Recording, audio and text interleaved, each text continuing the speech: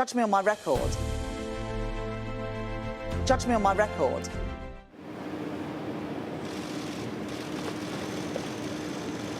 Trump's war ruined your forecast, Chancellor. Is it worth the paper it's written on? Is help coming for people's bills, Chancellor? Or is it more doom and gloom? Has Donald Trump blown a hole in your economic plans? Is help coming for people? Can we withstand the economic shock of war? Are you worried about oil prices, Chancellor? What about help for students, Chancellor?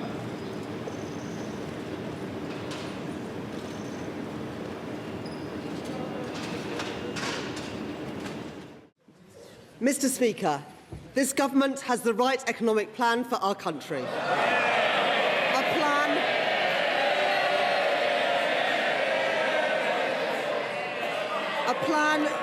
A plan that is... Order. Sorry. Look, both sides, if you're not interested, please, you don't have to stay in the chamber. I'm interested, my constituents are interested, and your constituents as well. Chancellor. A plan that is even more important in a world that in the last few days has become yet more uncertain. With unfolding conflict in Iran and the Middle East, it is incumbent on me and on this government to chart a course through that uncertainty, to secure our economy against shocks and protect families from the turbulence that we see beyond our borders. I want to express my gratitude to members of our armed forces as they serve across the globe to protect our country. And I want to reassure this House that I am in regular contact with the Governor of the Bank of England, with my international counterparts and with key affected industries, including our maritime sector. And tomorrow I will meet with our North Sea industry leaders to discuss the implications that they face and work with them to manage this uncertain period. Mr. Speaker, in an increasingly dangerous world, I am proud to be the Chancellor that is delivering the biggest uplift in defence spending since the Cold War. With £650 million committed in January to upgrade our Typhoon fighter jets, a new Royal Navy frigate launched from Rosyth last week, and just yesterday, our £1 billion helicopter deal with Leonardo. I am in no doubt about Britain's ability to navigate the challenges we face. The plan that I have been driving forward since the election is the right one. Stability in our public finances, investment in our infrastructure, including our armed forces, and reform to Britain's economy.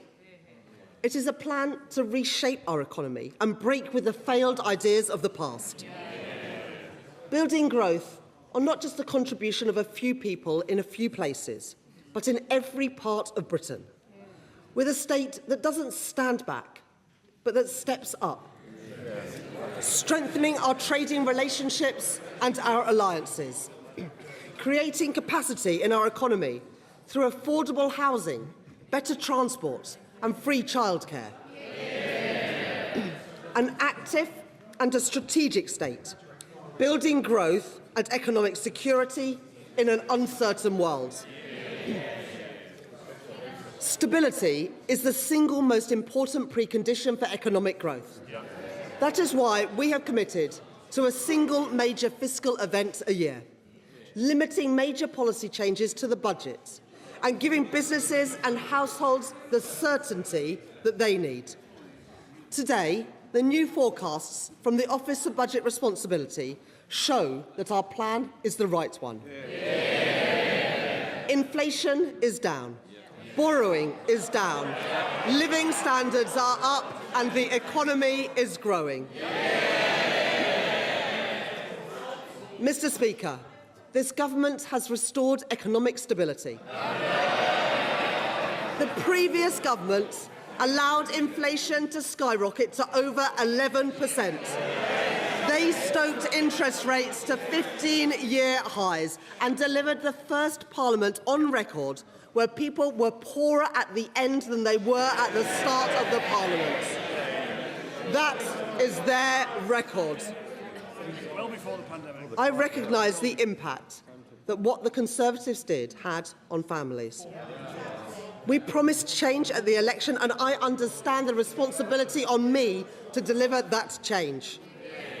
I know that the question that people will ask themselves at the next election is this: are me and my family better off?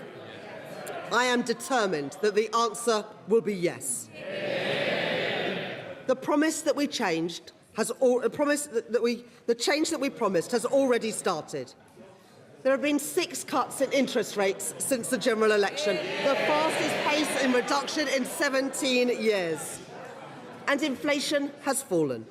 For businesses, that means lower capital costs and greater uncertainty. And for families, it means more money in their pockets to spend in local shops and on the high streets. Those interest rate cuts will save households over £1,300 per year on a typical new fixed-rate mortgage. And real wages have risen by more in the first 18 months of this Labour government than they did in the first 10 years of the Tory government. At the budget, I went further to deliver the change that people rightly demand. I extended a 5p cut in fuel duty for a further 5 months. I froze prescription charges for the 2nd year in a row. I froze rail fares for the first time in 30 years. And I am taking £150 off of energy bills from next month.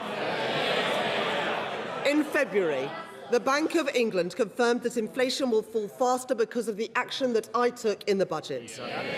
And today, the Office for Budget Responsibility expects inflation to come down even faster than it forecast in the autumn. Mr. Speaker, in the current global context, with the risk that rising energy prices will put upward pressure on inflation, the action that I have taken is even more crucial. Keeping inflation low and stable is the best way to support family incomes and reduce pressures on the cost of living. But that's not all we've done.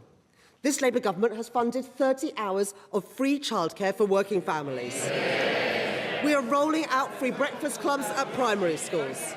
And we are set to achieve the biggest reduction in child poverty over a parliament since records began by reversing the shameful 2-child limit imposed by the party opposite.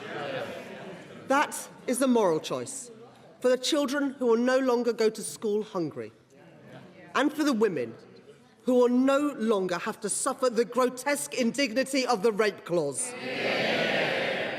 And scrapping the 2-child limit is an enduring investment in our children and in our future, to realise the potential of young people whose otherwise potential would be wasted. The Tories have said that they would reinstate that destructive policy. And now Reform are saying exactly the same thing. 2 parties united in their intention to plunge nearly 500,000 children back into poverty at a single stroke. Mr. Speaker, if you import failed Tory politicians, you get failed Tory policies too. Labour and only Labour have the right economic plan for our country. Last year, we demonstrated the resilience of Britain's economy in the face of global headwinds, with the fastest growth of any G7 country in Europe. Today, the Office for Budget Responsibility has updated its growth forecasts, including reflecting lower net migration. Average growth across the forecast period is largely unchanged, while the OBR has adjusted the profile of GDP so that it grows slightly slower in 2026 and then faster in both 2027 and 2028. So GDP is forecast to grow by 1.1% in 2026, 1.6% in both 2027 and 2028, and 1.5% in both 2029 and 2030. I've always said that growth is for a purpose, to make working people better off. And I can confirm that GDP per person is set to grow more than was expected in the autumn, with growth of 5.6% over the course of this Parliament. That compares to a fall in GDP per capita in the last Parliament. And by the next election, after accounting for inflation, people are forecast to be £1,000 better off per year. Oh, I didn't hear them that time. We promised change, Mr. Speaker, and we are delivering that change. The economy is growing, living standards are rising, and inflation has fallen. But I'm not satisfied yet with these forecasts. I know that the economy is not yet working for everyone, and that the deep economic scars left by the party opposite and their mates in reform are still blighting the lives of too many people.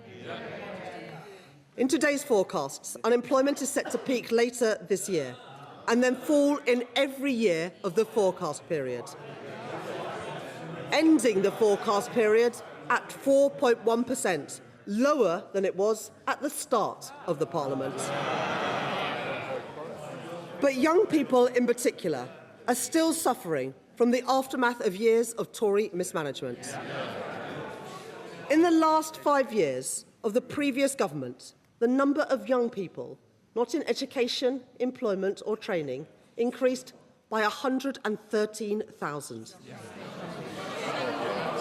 The number of inactive people reached record highs under their government. And over the last decade, apprenticeship starts by young people fell by 40%. This government will not leave an entire generation of young people behind. We are already taking action with additional investment to reform apprenticeships to prioritise young people. And through the £820 million Youth Guarantee, providing young people with employment support and a guaranteed job. And in the coming weeks, I will set out more reforms to undo the Tory legacy of neglect and give young people the support and the opportunity that they deserve. Mr. Speaker, in the face of global uncertainty, we beat the forecast last year. In the year ahead, the choices that we are making gives me confidence that we will beat them again. And in the year ahead, more of the choices that we have already made will come into effect. Discounts on business energy costs, trade deals with India, the US and the EU, reforms to back our entrepreneurs, investment in our infrastructure, skills funding for further education and more planning reforms. Progress opposed by the Conservatives, opposed by Reform, opposed by the Liberal Democrats and opposed by the Green Party too. Because it is Labour and only Labour that has the right plan for our country. Our plan for growth is grounded in a profound rejection of the failed economic dogmas of the past. The trickle-down, trickle-out thinking that produced ever-diminishing returns for working people. I know that an economy cannot be working if it is delivering for only a few people in a few places. I know that it matters where things are made and who makes them. And I believe that the working people who keep our country moving deserve a fair day's pay for an honest day's work. Since the election, I've been making the big choices that will bring about the deep structural changes that our economy needs so that it works again for working people. The choices to take on vested interests and back the builders, not the blockers. The choice to increase public investment and protect our public finances with new fiscal rules. And the choice to give people in all parts of our country the opportunities that they deserve. By reforming the Treasury spending rules in the Green Book to unlock investment in all of our urban, rural and coastal communities. Mr. Speaker, those are the right choices for our country, for security, for stability and growth. Today's forecasts from the Office of Budget Responsibility show that they are starting to pay off. And I am clear-eyed about where the opportunities for the British economy lie in this Parliament and beyond. In my second May's lecture in 2 weeks' time, I will set out 3 major choices that will determine the course of our economy into the future. To go further in strengthening our global relationships, breaking down trade barriers and deepening alliances with our European partners for a more secured and connected economy. To go further in backing innovation and harnessing the power of AI, so that entrepreneurs and innovators thrive here in Britain and so that working people reap the rewards. And to go further in transforming our economic geography, so that we can build growth on a broad and stable basis, spreading opportunity and unlocking opportunity in every part of Britain. Mr. Speaker, I came into politics because I believed in a government that stands up for working people.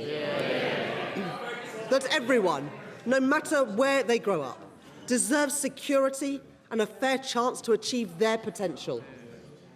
And that being able to manage the bills, afford a home and pay for a holiday is never too much to ask. When governments lose control of the economy, as the Tories did, it is working people who pay the price in their pay packets, in their bills and in their mortgages. That's what the party opposite inflicted on working people over 14 years. Austerity that cut off investment, Brexit, which cut us off from our closest trading partners, and Liz Truss's disastrous mini-budget, cheered on by the Leader of the Opposition and by the Honourable Member for Clacton. Oh, he's not here today. Never here. Mr. Speaker, 5 Prime Ministers, 7 Chancellors, 11 plans for growth, and at the end of it all, the only Parliament on record where living standards were worse at the end than they were at the start, and a £22 billion black hole in the public finances. That is their legacy. And make no mistake, the Tory Tribute Act up there, they would do exactly the same thing. They may have changed the colour of their rosettes, but the British people won't forget that they are the exact same people who wrecked our public services and wrecked our public finances in the Tory government. The same people, the same policies and the same disastrous outcomes for working people. The Tories left our country, our people and our allies exposed. They had no plan and no intention to fund their pledge to spend 2.5% of GDP on defence. And reform would go one step further by ditching our allies and siding with Russia. While the Green Party want to take us out of NATO and jeopardise our alliances. Well, she shakes her head. I don't know if they've changed their policy, but their policy is to take us out of NATO. So let me be clear. It is Labour and only Labour that can provide social justice, national security and fiscal responsibility. In their forecasts today, the Office for Budget Responsibility show that we are set to reduce borrowing by nearly £18 billion compared to the autumn. This year, we are set to borrow less than the G7 average, something that the Tories never achieved in any year in 14 years.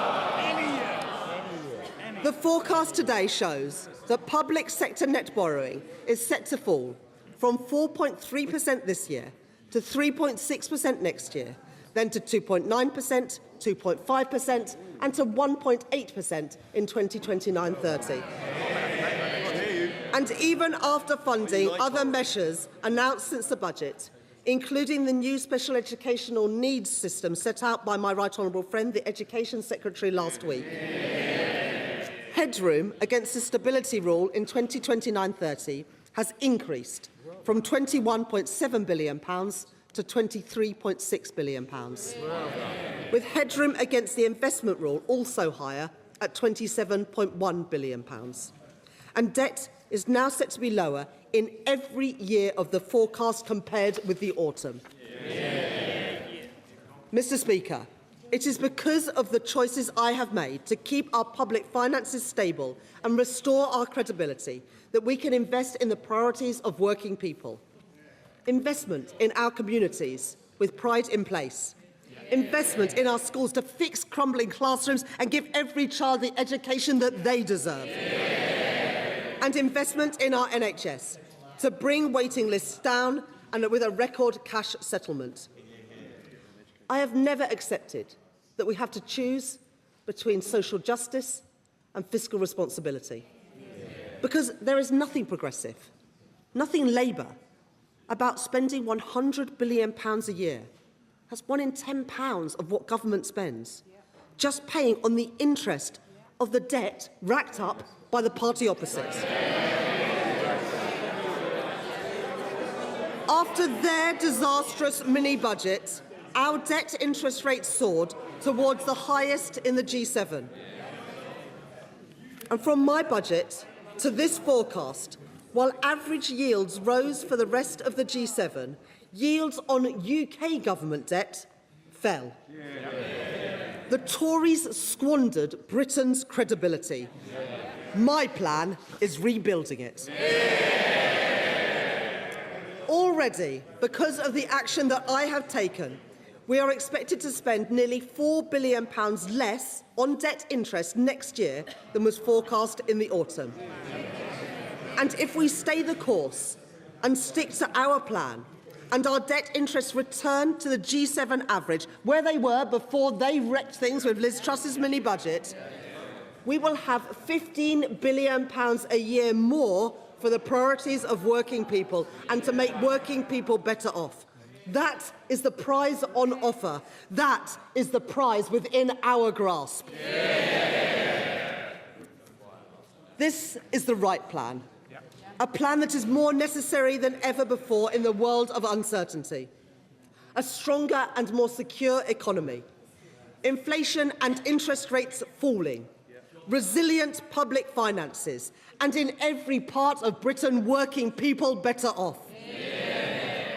Mr. Speaker, every additional patient treated in an NHS hospital, every child lifted out of poverty, every breakfast club in every school is because of the choices that we have taken. And because I have the right plan for our country. But let this House be in no doubt. Every pound that we have invested, every pound in the pockets of working people, every pound that we have secured in this forecast today can be wiped out by a change of course. So we must reject a return to austerity, to protect our public services and invest in Britain's future. We must reject the temptation of easy answers and reckless borrowing, to protect family finances and get the cost of living down. And we must reject the political instability which would put at risk all the progress that we have made. My plan is the right one. I am in no doubt about how great the rewards can be if we stay the course. The forecasts today confirm that the choices this government have made are the right ones. Stability in our public finances, interest rates and inflation falling, living standards rising, more children lifted out of poverty, more appointments in our NHS, more investment in our infrastructure, a growing economy and more money in the pockets of working people. Mr. Speaker, these are the right choices, this is the right plan, and I commend this statement to the House. Judge me on my record.